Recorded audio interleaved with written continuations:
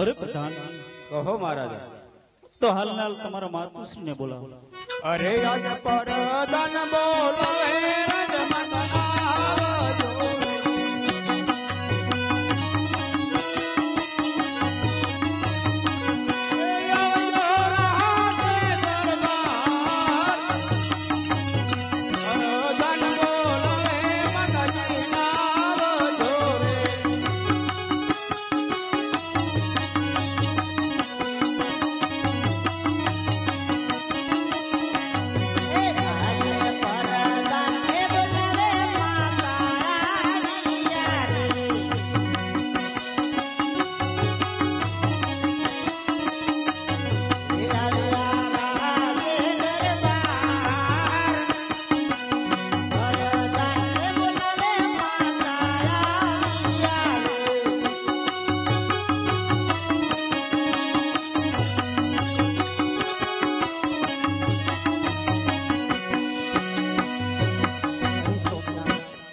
મહારાજા બોલા।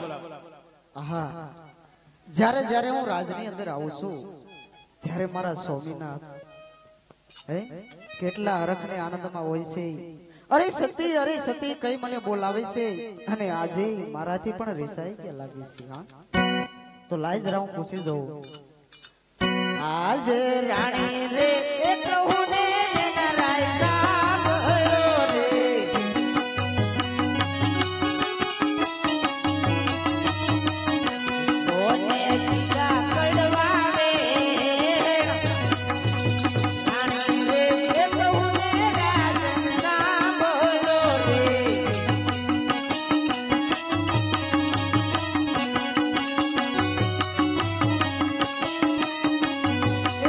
મારો સુરે થયો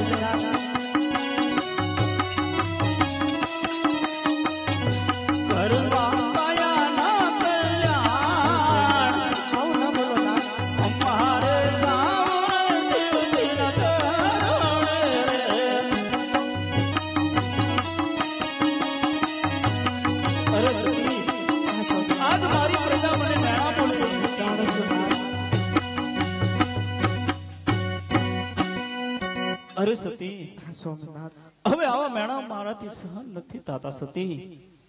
કારણ આપણી પ્રજા આજ આપણી રયત જો મેણા બોલતી હોય તો આપણે જીવીને શું કામ છે સતી? સ્વામિનાથ ભગવાન ભોળિયોનાથ સૌ સારા વર્ણન કરશે સ્વામિનાથ. હું કહું તમે સાંભળો, આપણે ક્યાં વાંજ્યા છે સ્વામિનાથ? આજે રાણી રે એ કહું ને રાજન સાંભળો રે. હા સતી, એ કરું મારા રોદિયાની વાત. રાણી રે એ કહું ને એના રાજ સાંભળે રે. હા સતી,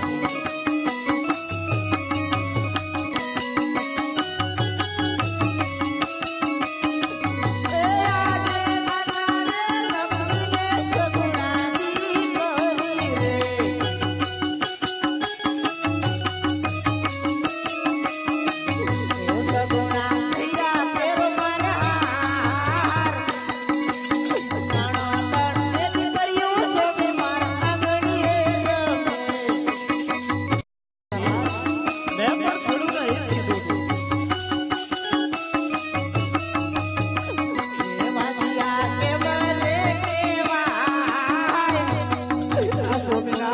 હા સતી,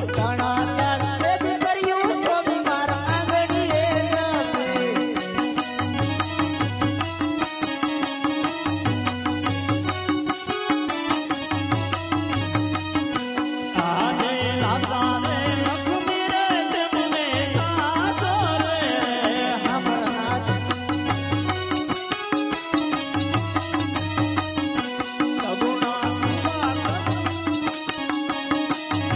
સગુણા હૈયા કેરો હાર.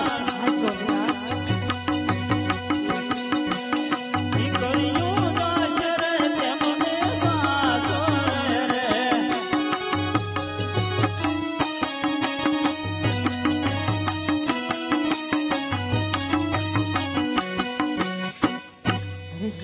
અરે સતી,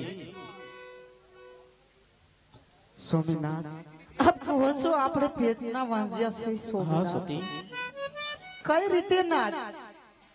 ત્રણ ત્રણ દીકરીઓ મારા આંગણિયાની અંદર રમે છે નાથ. હા સતી, આપણે કેવી રીતે વાંજ્યા કહેવાય? અરે સતી, લાસા લક્ષ્મી સગુણા ત્રણ ત્રણ દીકરીઓ વાત સાચી છે સતી. હા સ્વામિનાથ પણ જ્યારે સગુણાનો વિવાહ કરી દેવી એટલે રાજગાદી ભોગવનારું કોઈ નથી રહેતો સતી.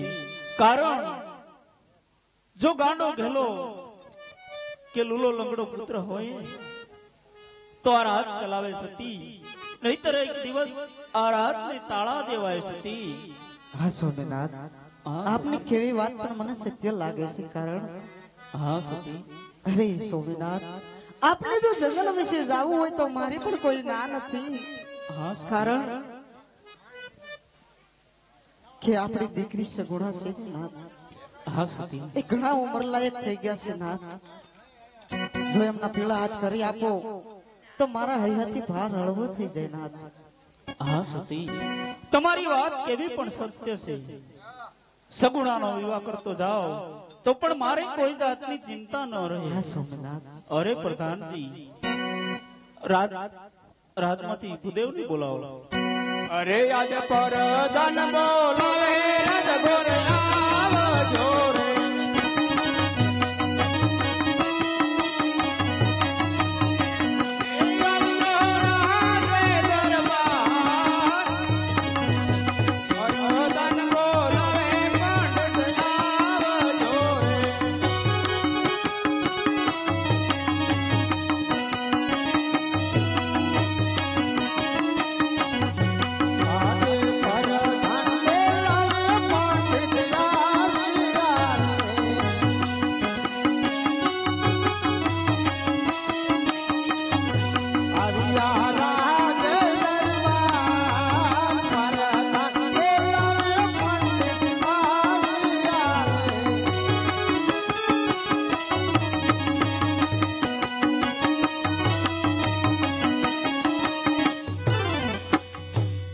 પ્રધાનજીને પ્રણામ.